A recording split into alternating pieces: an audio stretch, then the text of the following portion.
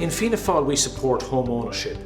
One of the quickest ways to bring more houses into the market for people to buy is to utilise the vacant and derelict buildings that exist in many of our towns and villages.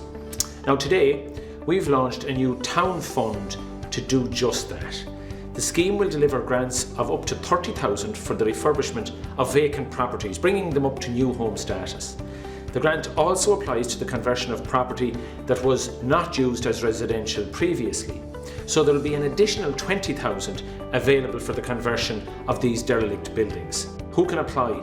Well, the grants will be prioritised for first-time buyers, or what's referred to as fresh start buyers that were previous homeowners but have experienced, say, divorce, separation, insolvency or bankruptcy, and people who no longer have a legal interest in what was their previous home. Applicants that have particular needs, specifically disabled or older people, applicants moving from their current home where they want to live in a town or village. Towns and villages across Ireland with a population of over 400 people are eligible, and the scheme can be extended into smaller areas on a case-by-case basis.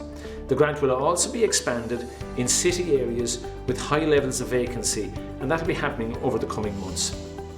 Applications open today and will be managed by the local authority. This new fund has 50 million to support first-time buyers and others to fully use existing vacant buildings.